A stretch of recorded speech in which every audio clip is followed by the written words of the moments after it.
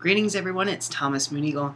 Yes, I am on the floor in my office today, but the reason for that is that I'm going to do a particular type of video for you today, which is kind of like a how-to video, but not exactly, because how you do this will be different than how I do this. So for those of you that don't know, every Friday I do prayer ceremony, and that prayer goes out to various people on different lists, like people who are in my Year of Transformation program, and my personal circle of friends and helpers, and in my community. So, also people I've gone through shamanic and initiatory programs with. And I've been doing that for about 4 years, I guess, now, and I have not missed a Friday ever since I've started.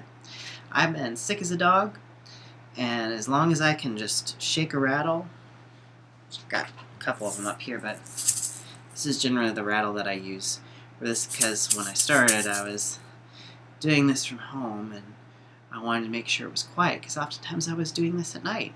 Didn't want to wake people up with one of my loud corn rattles that I have.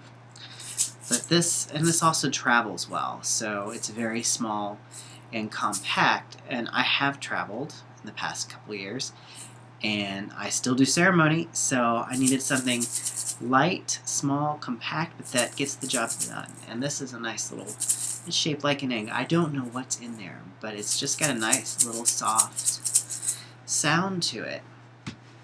And one of the other things that you can't see it yet, but you will in a second, is I have my mesa. Most of the time it's open and it's set up. Sometimes I keep it closed for ceremony. It just depends. So, that said, I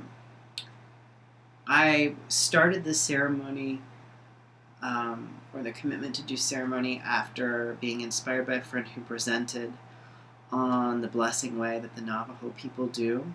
And she was fortunate to, when she was a little girl, she spent time on the reservations in the summer, and she was sort of adopted in a way. So she had like a second set of, she had her own grandparents, blood grandparents, and then she had her Navajo grandparents, basically. And she learned to sing the blessing way and participate in a lot of their ceremonies. And she had just made the comment one time that, you can create your own ceremonies, your own prayers, your own blessings. And of course I took that and I ran with it. And that became the Friday prayer ceremony. And after a year or two, it became like some weeks I would get a focus, like, oh, I think we should pray for this week, And now it's every week. Every week I have a focus. Sometimes it's like pulling teeth to get it, and then other times I just know what it is right off the bat. This is what we need. Oftentimes it's also what I need.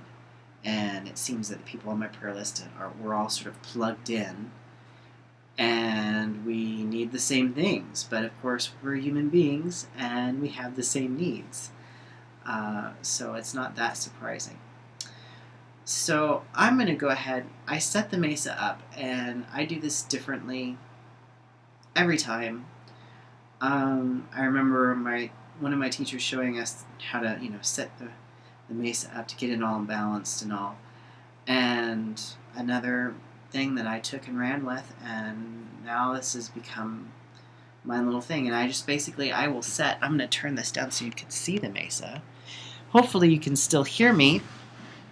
And like I said, normally I do this up on the table, but for demonstrations purposes, I'm down here on the ground. So, I have various implements in my mesa, and sometimes, like this little rose quartz crystal skull doesn't actually go in my mesa, it's here in the office. But I will sometimes pull implements for ceremony or for people's private sessions in. Like today, I'm going to do healing of the heart, particularly broken heart. And this is from my chakra stone set, so this is the heart chakra stone. And so, because I know that that's the focus, I'm going to go ahead and put that in the center. And then, once I have one thing placed, I build out from there. And I will just build, put things together, until it's right. And you may be asking, well, Moon Eagle, how do you know it's right? And I just know. It feels right. When it doesn't feel right, you'll know it. And when it does feel right, you can stop. See that? There's something wrong with that. So I'm going to keep moving things around until a clear path for the placement of my other pieces. These are actually when this is all folded up, this and this here actually are what I tie it with. So, but they are part of the mesa. And as my teacher loves to say, your mesa is you. It is a representation of you. It's your heart's fire. And see, now I know that this is going to wrap around the center. See, and the moment I do that, I know that's right. So then this is going to go, it's not actual turquoise, it's a fake, which I didn't find out until after I got it, but it's still energetically very useful and has symbolic meaning for this mesa. That's sort of right, but not quite, so I'm going to set that off to the side. Like I said, I'm just going to keep building off of an area that's almost right, but not quite. So now, and this could go on for, sometimes it's very quick, sometimes it's 5 minutes, sometimes it's 15 to 20 minutes for me to get this set up right. Hopefully it will not take that long, just because I'm demonstrating this, and I don't want this video to go on forever. I mean, that would be boring for you guys just to sit here and watch me place stones. But placing the stones, each of these stones is what's called a kuya.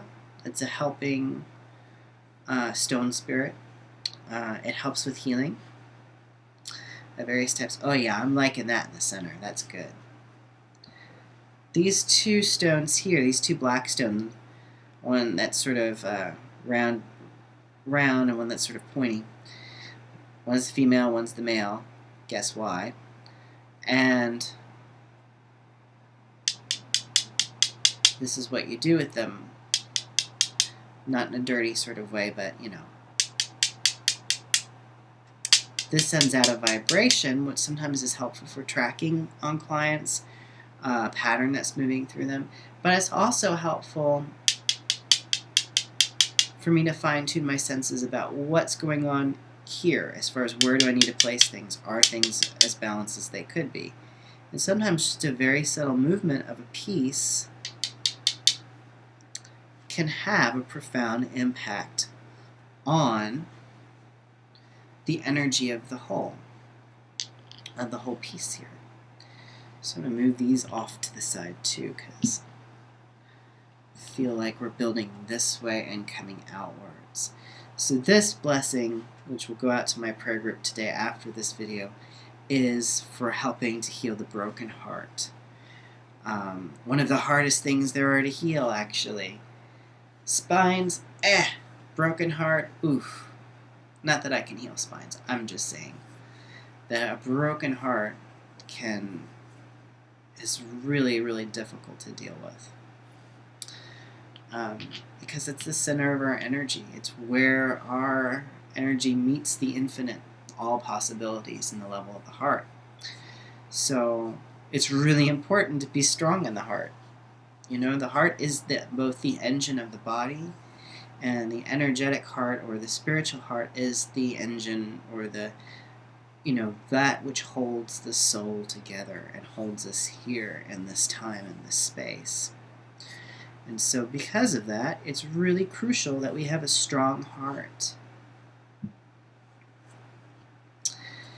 And now they're finding now, that yes, you can indeed die of a broken heart.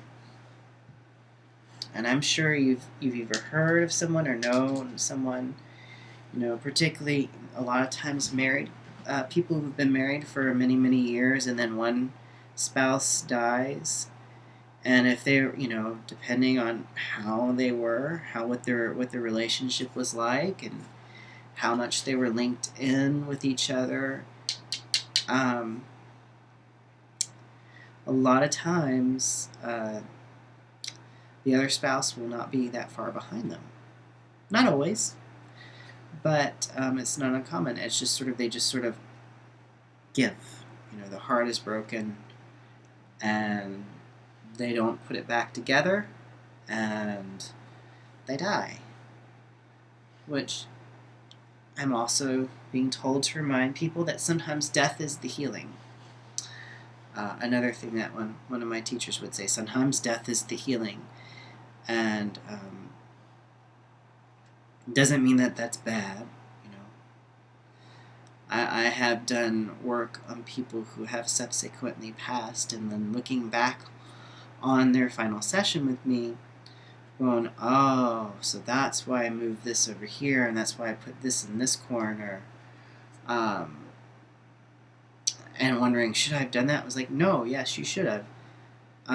That was the healing work, and that was the way that the healing was going to happen, was by them shedding the body and just sort of easing the path.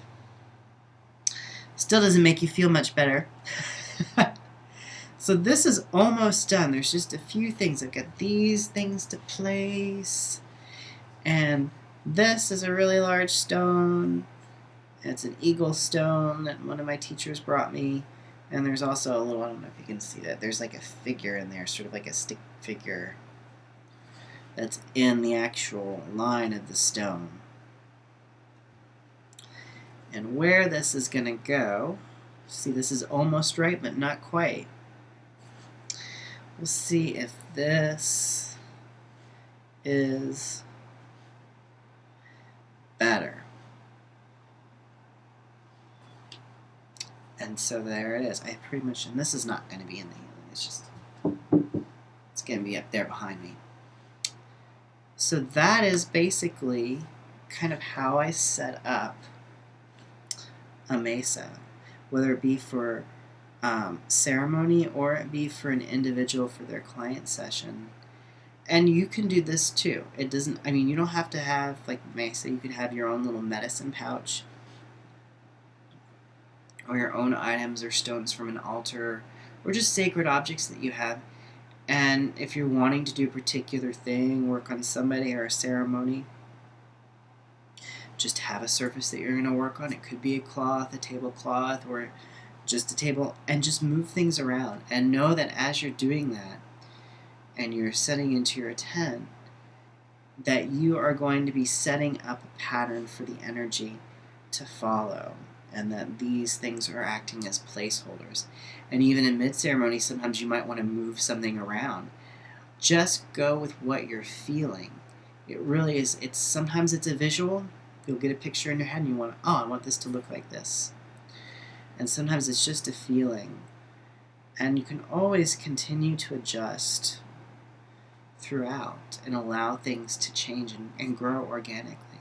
Sometimes, like I said, it will take you 5 minutes or less. Sometimes it will take you 15 to 20 or 30 minutes. Hopefully not that long. But if it does, it does. And that is how this is done. Go by feel. There's no wrong way to do it. But this is sort of kind of how you'd set something up. Or this is my way of setting this up. You can use this method to set up your own sacred ceremonies, your own sacred spaces, and your own sessions. It's really a matter of intent, and then listening and feeling and just following with what seems right to you at the time. Okay, so I hope you've enjoyed this video. I hope you found it informative. Now I have some ceremony to do. If you like this, please hit the like button. You can subscribe somewhere on the screen. I don't know where. If you'd like to book a personal session with me, there's a link to my website, also here someplace.